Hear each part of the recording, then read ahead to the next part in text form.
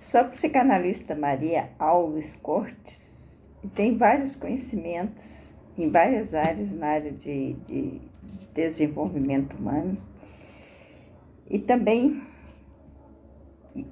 amo estudar a Bíblia, conhecimento bíblico. Para mim é a maior sabedoria. Eu estou, nesse momento da minha vida, bem focada em tirar o máximo de aprendizado dos contextos bíblicos, porque para mim essa é a maior transformação na minha vida. E hoje eu estava estudando o Evangelho de João, no capítulo 14, e fiz algumas anotações que eu gostaria de passar para vocês aqui nesse vídeo. No capítulo 14, Jesus, conversando com seus amigos, seus discípulos, ele usou a metáfora da videira. Então ele disse: eu sou a videira verdadeira e vocês são os ramos. Se o ramo dá fruto, ele vai permanecer na videira e o Pai vai limpar, podar, cuidar. E se o ramo não der fruto, se ele secar, se ele murchar, ele vai ser cortado e jogado fora, sem nenhuma utilidade. Então ele diz: eu sou a videira verdadeira e o Pai, Deus, Pai, é o agricultor. Então, essa é a primeira lição que nós podemos aprender, né? Nós não temos existência por nós mesmos. A nossa existência está em Deus, permanecendo nele, na videira. Jesus é Deus. E aí, seguindo essa linha de raciocínio, então Jesus fala que se a gente permanecer na videira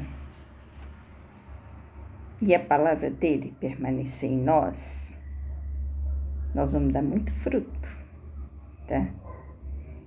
Fruto da videira é de excelência, a uva deliciosa. A gente saboreia a uva, a gente toma o suco da uva fresquinho, a gente saboreia o vinho da uva, né? Então, ele compara o fruto que nós poderemos dar se nós estivermos ligados nele, né?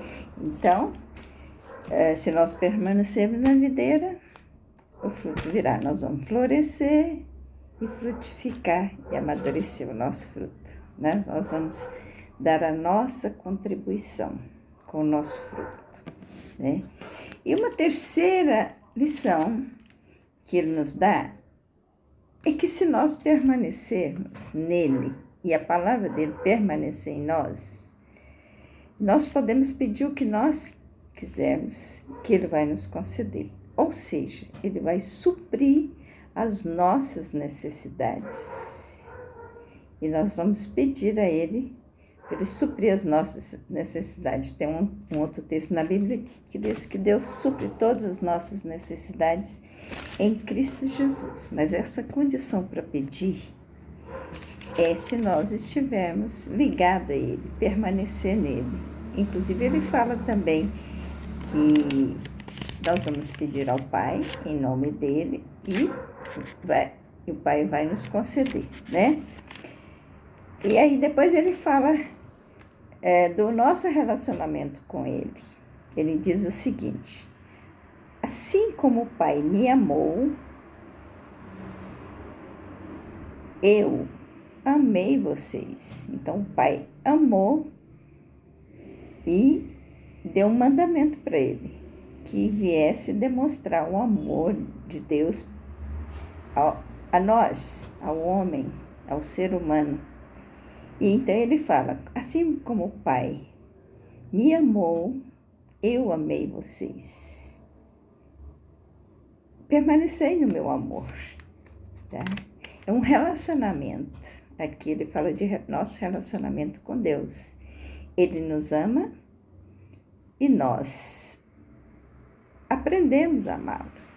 recebemos o amor dele, somos alvo do amor dele. Isso nos toca, ele toca o nosso coração, né? Transforma a nossa vida e nós aprendemos a amar a Deus. Nós reconhecemos que Jesus veio do Pai, que Ele é Deus e que Ele veio demonstrar o amor de Deus a todos nós. Então, Ele nos amou como o Pai o ama, como o Pai o amou. Esse é o amor que Ele tem por nós, né? E aí Ele disse, permaneça no meu amor, tá? Tenha uma relação de amor comigo. E assim vocês vão ter uma relação de amor com o Pai também, né? Somos alvo do amor de Deus. E aí ele fala também, eu fui anotando os itens aqui, esse é o 5. Eu tenho prazer em vocês, um gozo em vocês. Gozo é um prazer intenso. Vamos distorcer a palavra gozo aqui.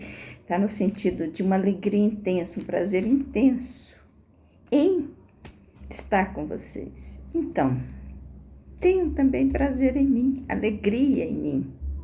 Tem um texto também na palavra de Deus, na Bíblia, que diz que a alegria do Senhor é a nossa força, o prazer. E tem um outro texto que eu trouxe assim para o meu coração. Tenha prazer em Deus, né? Que Ele satisfará os desejos do seu coração, né? Agrada-te do Senhor e Ele satisfará os desejos do coração. Então, a alegria, o prazer de estar na presença de Deus, nosso primeiro amor, né? O gozo é um prazer intenso. E aí ele fala o seguinte, tem um mandamento, um novo mandamento para vocês. Esse mandamento já existia, né? Amar ao próximo. Mas ele vem demonstrar esse amor. E aí ele diz o seguinte, que vos ameis uns aos outros, assim como eu vos tenho amado. Então é para a gente amar as pessoas dos nossos relacionamentos, as pessoas próximas, os nossos amigos, nossos familiares, as pessoas, né, que a gente conquistou, que nos conquistou, para a gente amar assim como Ele amou os seus discípulos, assim como Ele amou os seus. Então, nós devemos ter essa relação também de amor com as pessoas. Na constelação familiar, a gente aprende que o amor de duas pessoas adultas é um amor maduro, é o amor de dar e receber. Tá? Então, nós precisamos aprender a dar amor e receber amor, né? E esse é o amor que Jesus é o mandamento que Ele nos dá. Ele não fala aqui em outro mandamento, primeiro ele fala lá na frente, lá atrás, que nós deveríamos permanecer na palavra dele, no mandamento dele, e aqui ele fala qual é o mandamento dele, é o amor. Porque se nós tivermos o amor, tem um texto também que fala que o amor de Deus é derramado no nosso coração pelo Espírito Santo. Então, se nós tivermos o amor de Deus em nós vamos aprender a nos amar e vamos também amar as outras pessoas. E todas as nossas ações, ela vai ser impulsionada pela empatia, pelo amor e pela compaixão. Então, é esse amor que ele está falando, de relacionamentos humanos. Primeiro ele falou do relacionamento dele conosco, né? Nosso relacionamento com Deus, de amor. E aqui ele fala no relacionamento humano, assim como ele nos amou. Então nós temos o mandamento dele de amarmos uns aos outros, né? Essa relação. Aí no 7º ensinamento dele, uma sequência assim de uma sequência lógica, né, de pensamento, ele fala o seguinte, eu já não chamo vocês de servos, eu chamo vocês de amigos, porque o amigo conhece os projetos, né, do seu amigo, conhece as suas ideias, troca ideia com ele, sabe o que ele quer, né? O servo não, o servo ele está ali só para prestar um serviço, mas ele fala, eu não chamo vocês mais de servo, eu chamo vocês de amigo, porque vocês me conhecem. E vocês sabem qual é o projeto aqui, qual é a minha missão aqui. E qual é o plano, o projeto, o propósito de Deus, do Pai, que me enviou.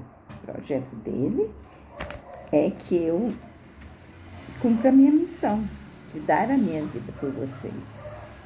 E o plano dele é que todos sejam alcançados pelo amor de Deus. Esse é o propósito do Pai, né? Então, ele fala aqui, eu já não chamo vocês de servos, eu chamo vocês de amigos. Então, nós somos amigos de Deus. Olha que privilégio maravilhoso, né? Aí, depois, ele vem com outro ensinamento, né? Não foi vocês que me escolheram. Eu que escolhi vocês, eu que chamei vocês. Vocês nem me conheciam, não sabiam quem eu era. Eu chamei vocês e vocês aceitaram ser meus amigos, vocês me seguiram, tá? Então, nós somos chamados de Deus. Ele nos escolheu, ele nos chamou. E ele chama cada pessoa que abre o coração para ele, que se aproxima dele, tá? E aí nós somos convidados, tá? A ser amigos de Jesus. Eu sou amiga de Jesus, você é um amigo de Jesus, né? Aí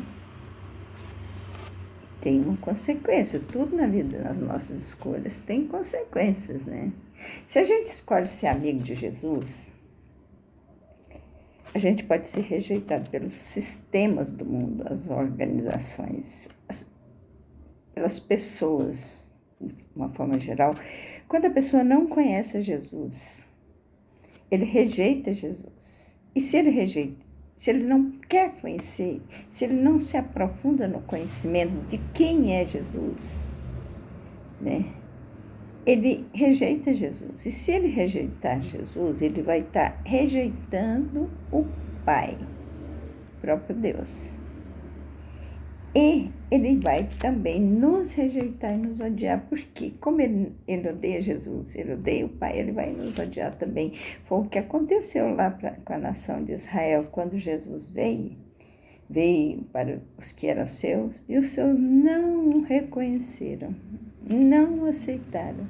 Não reconheceram que ele era o Messias, que ele era o Filho de Deus, que ele era enviado de Deus. Algumas pessoas sim se aproximaram, isso aí são os amigos. Outros rejeitaram. E a humanidade foi sempre assim. Muitas pessoas abrem o coração, quer conhecer Jesus, quer seguir Jesus, quer ter uma proximidade de Deus, quer ser amigo de Deus, quer ter um relacionamento íntimo com Deus.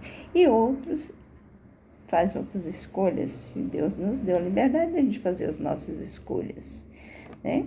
Cada um segue o seu caminho. Eu escolhi ser amiga de Deus porque Ele me chamou para ser amiga dele, tá? Então, nós podemos passar por rejeições e até ódio de algumas pessoas e de algum sistema, porque nós somos escolhidos de Deus, nós somos chamados, nós aceitamos o chamado, o convite de Deus. Todo ser humano recebe o convite de Deus para conhecer Jesus.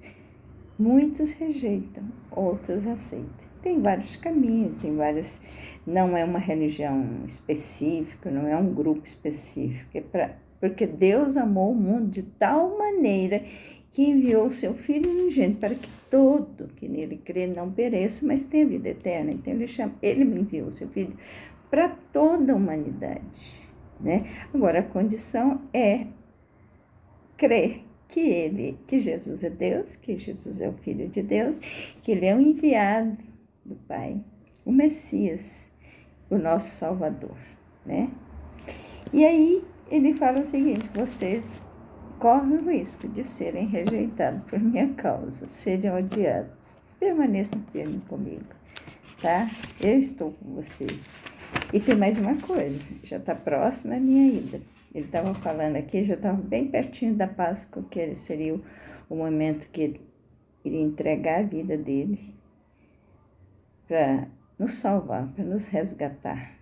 Ele nos comprou com preço da sua própria vida, do seu sangue. Na hora, próxima da hora que ele estava no Getsemane, e ele orou ao Pai, ele sabia tudo que ele ia passar. Ele tinha consciência de tudo, e ele orou, suou suor de sangue, e orou: Pai, se é possível, passa de mim esse cálice, mas todavia que seja feita a tua vontade. Ele veio para cumprir a vontade do Pai. E ele sempre dizia: eu estou aqui para fazer a vontade do Pai. Ele chegou a dizer: a minha comida é fazer a vontade do Pai. O meu alimento, meu combustível, a minha motivação é fazer a vontade do Pai.